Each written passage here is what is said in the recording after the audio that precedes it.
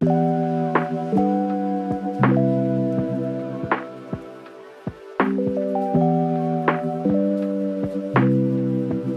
is a video about a guy that you guys have probably seen on TikTok. Let me show him. This guy right here.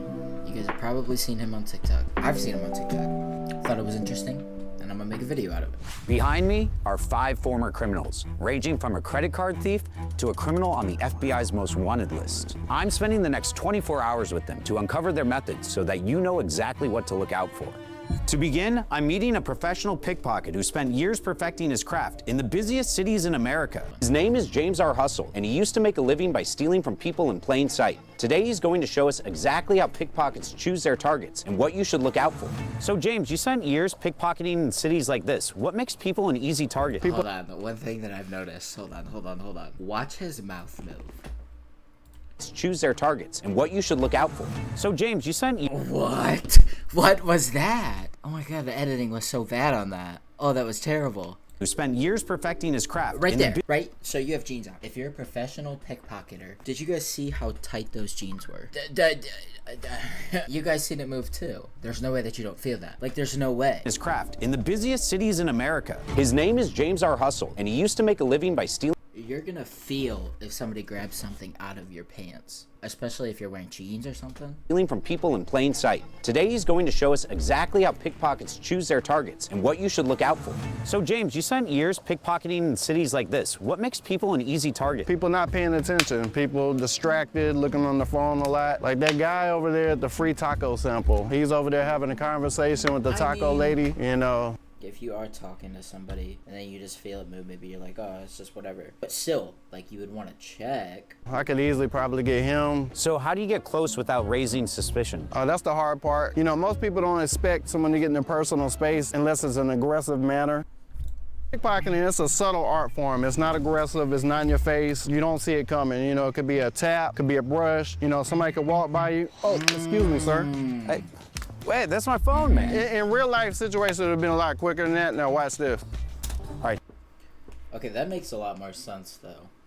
Cause like, I was just thinking that randomly just go up to him and steal it. So he went into the store over there. I think he's got his target. Now he's pretending to look at some magnets. He's standing next to this guy in this green pants. Oh. He just reached in with his hand behind his back. Like there's no way that you don't feel that. He just took the phone. He's got it. I'm gonna go give it back to him? Yeah, give it back to him. Oh, pay attention. That's crazy. Let's find someone else. Just imagine, he didn't even give it back. Fuck that guy. Spot I scoped out earlier was the skate park over here. Because if you look, everyone's close together, they're not spaced out, and they're preoccupied watching the skaters. I see, so they're all distracted because they're looking a single way. You know, you bump into someone over here on the boardwalk, it's gonna be like, why is he bumping into me with all this space? We look for moms with kids, maybe, you know, purses, not paying attention, they're checking on the kids. Steal a fucking baby. Fuck that kid. Go up to him, steal his fucking pacifier. Let's go see what you got. He's over at the skate park right now, looking like he's watching the skaters, but I think he's got a target over here. Looks like he's walking up to someone right now. He's right behind someone who's holding a kid. Hey, excuse me, ma'am. Yeah? I was looking for this smoke shop right here, but I couldn't figure out where it was. I was looking everywhere, but the GPS isn't working. He's asking her for directions, maybe. So I think I just saw him take it. I saw him, oh, he just took it, he took it. She's literally still helping him with directions. She has no idea. No way. Oh my gosh. It's a nice one. It's got a little crack on it. That's crazy. All right, you got to give that back. Oh yeah, I'll go give it back. Hey, excuse me. Did you drop this? Oh yeah. Oh yeah. Have a good day. Thank you.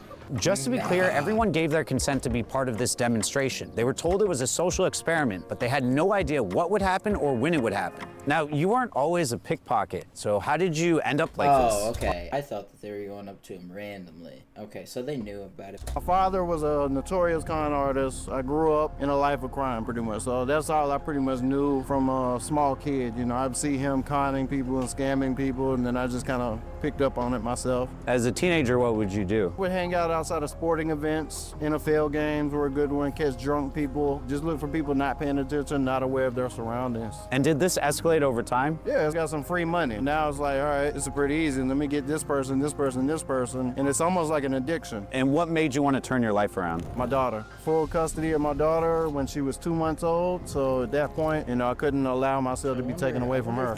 Cut everything out, cold turkey.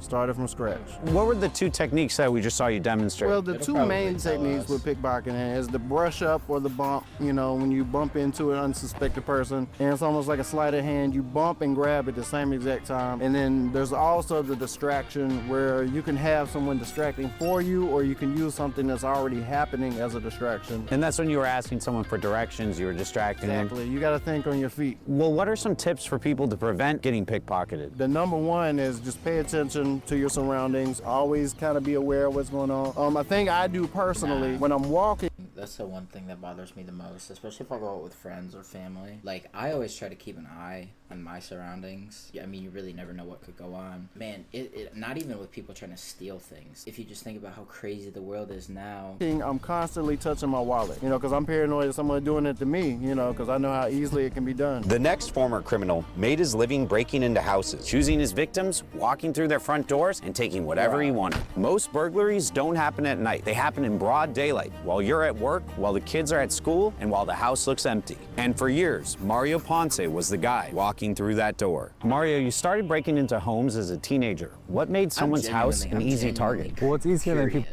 Like, I'm genuinely curious if these people have gotten convicted of these things. Can these people get in trouble?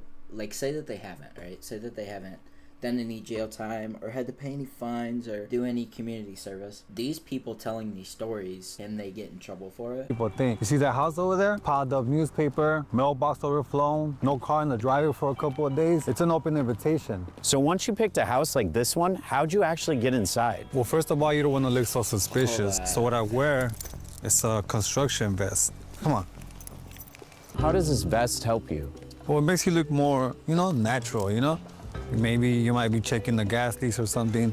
You can say hi to the neighbors, you see them. Okay, so you see these windows? I could easily open them with my hands, but you don't want to make it too obvious. So let's go around to the back, man. Usually they keep the doors open on the sides. Come on. Are they just breaking into some random person's house? No, because at the beginning they said, okay. I think these people know about it. I like these old-style houses. They're easier to break in. Everything's made out of wood. Remember, you don't want to leave any fingerprints. Come on. Okay, it's locked. Let's go check around the side. Usually people don't lock their side doors. All right, go ahead and try it. Wait. Remember, you gotta have the gloves on. Oh, yeah. I was just testing you, man. Oh, it's locked. But check this out, look what I got. Is that credit card? Yeah. Wow, you did that so easily. Easy money. Come on. Once inside, the goal is to figure out where a burglar might target first. Understanding their thought process could help you protect your home. What other things do you look for to get inside? Usually houses like this have a basement. You could check that. If not, your last resort is to go through the upstairs window. And those ones are always open. Wow. So where's the first place you'd head to? Kitchen. Usually they keep a spare key there. Come on. Usually people keep their key in a drawer here. And there it goes. Now, why are you looking for a key? Just in case I want to come back. They have a lot of nice stuff here, and I definitely want to be a continuing visitor, You see anything you like? No, man, I don't do the robbing. You know what I mean? They got good taste in a lot of stuff. Oh, look. Get some nice alcohol. You're gonna take their drinks?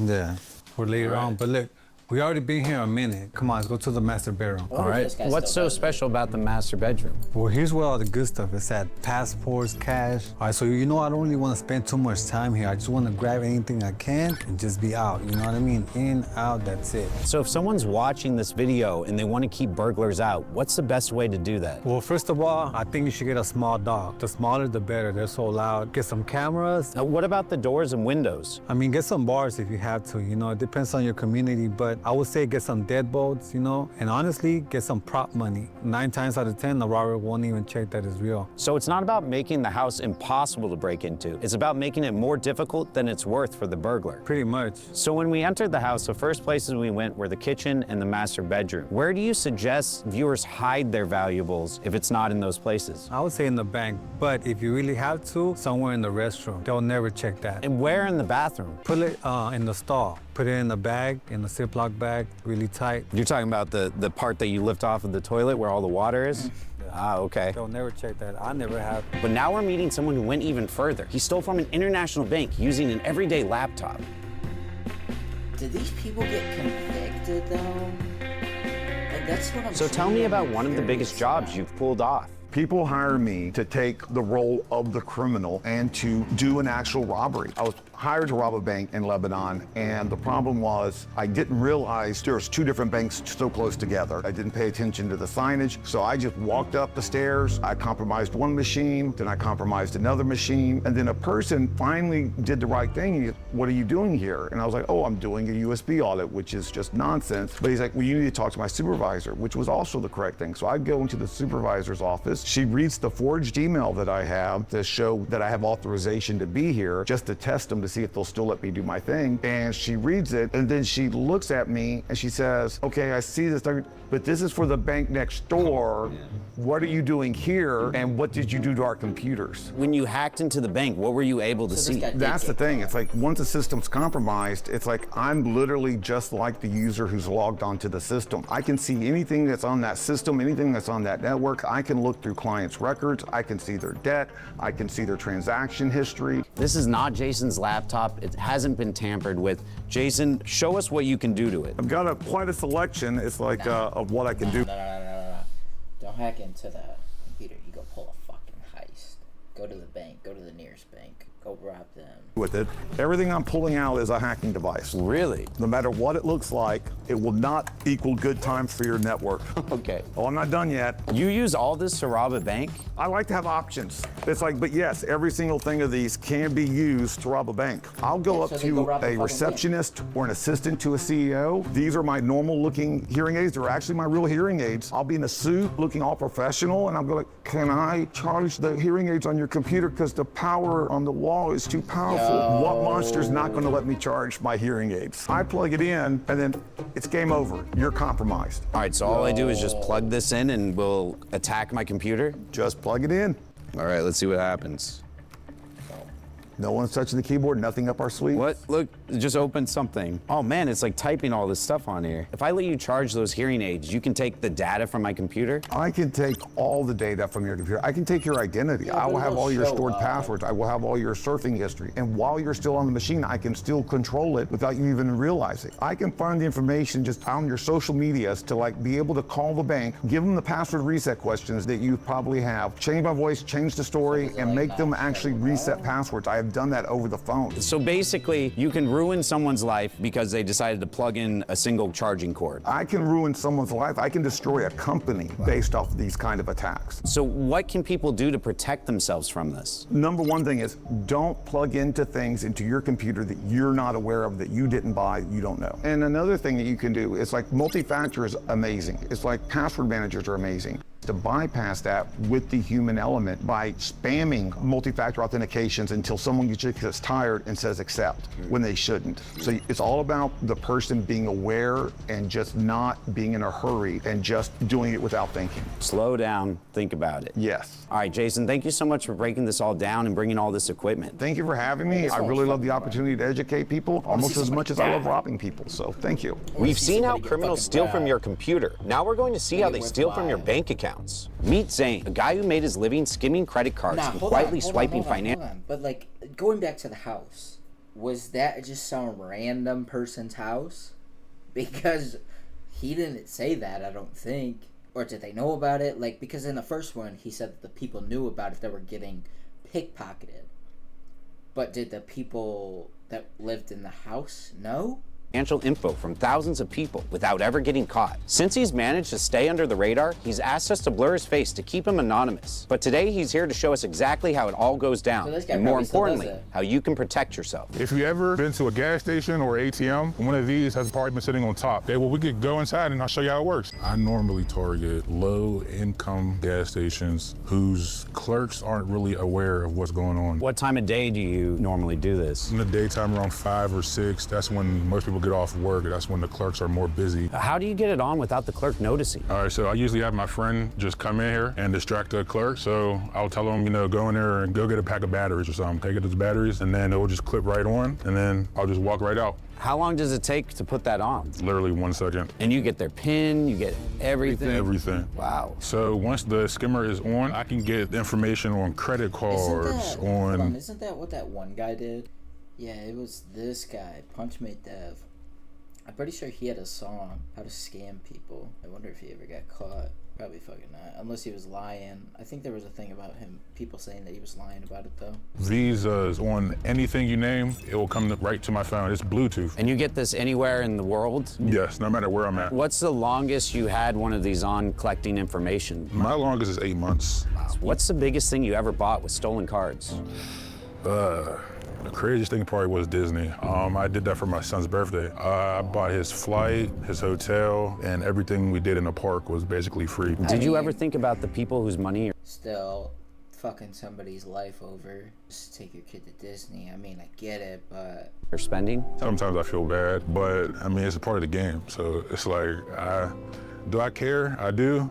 But it happens to everybody. It happened to me. Wait, you got scammed? You didn't check to see if there was a skimmer on there? My food stamp card got scammed for $300. On a similar thing? A machine just like that? A similar thing. So why don't you do it anymore? I don't do it anymore because I have a kid now. I want to elevate my kid to be a better person than I was. That's a great reason. Now that you're on the other side of it, what should people do to avoid falling for this scam? I would say mostly try to use cash. Your card information literally can get anywhere, even at ATMs, gas stations, corner stores, Walmarts, anywhere. Are there any tips for people to find out if a skimmer is on the machine? If there's anything clipped on it. And there's another way is if you put your card in and then if you wiggle it, the top of it, it would wiggle with it because it's a little bigger. When you scan your phone on it, does that work? Not really. It has to actually be inserted. Inserted, yeah. So that's another big tip for people. Do the tap cards if you have one. What about credit versus debit? I would say use credit more because debit, your money is going to be automatically gone. Credit, it got strong security on it. Zane, I appreciate you sharing this info. It's not easy admitting to the damage we caused, but your insight may save someone from becoming the next victim. We've seen how criminals take from our wallets, our homes, our computers, and even our accounts. But this next man, he was on the FBI's most wanted list.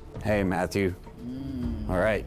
Let's get straight to it. How does someone steal a house on paper? It's actually very easy. You can find out anything you want if you have someone's address, you go to public records. It's available to everybody. I can find out your name, when you bought the house, how much you bought the house for. If you have a mortgage on the house, I can find out your interest rate and your payment, all based on going to public records and looking that information up. Step 2, I would create a survey and I would go out and I would survey homeless people. I would ask for their name, date of birth, social security number, enough information for me to then order their birth certificate, social security card. I can then take a fake identity or synthetic identity, anybody I want. And what I can do is I can create a title to that house in that person's name. I then record it. It takes the name of the person that owns the house and it puts it in the new person's name. I can satisfy any mortgages by creating additional fake documents. So now I own the house. Step 3, I could put that house on the market. I could sell that house. I could refinance that house. It's not nearly as difficult as it should be. What type of tools would you use to pull off this scam?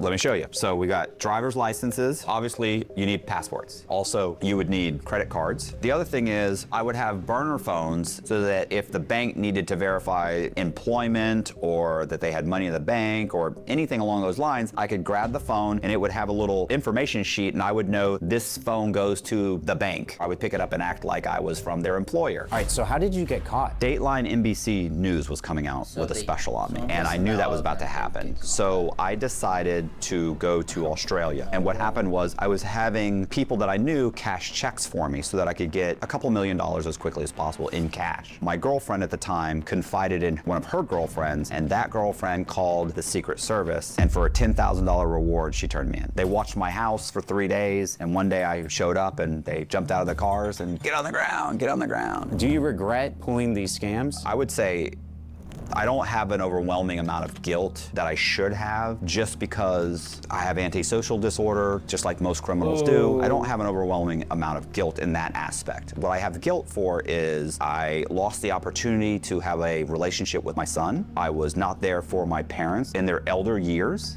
But now you're on the other side of it, and you say that people still fall for this scam all the time today? Yeah, absolutely. It's easier to do now than it was 10, 20 years ago. The only way to really stop this scam is to monitor your title. Most public records out there allow you to sign up for a system where they will notify. What did he do? He stole the house and then sold it? I haven't really been paying attention. Fuck.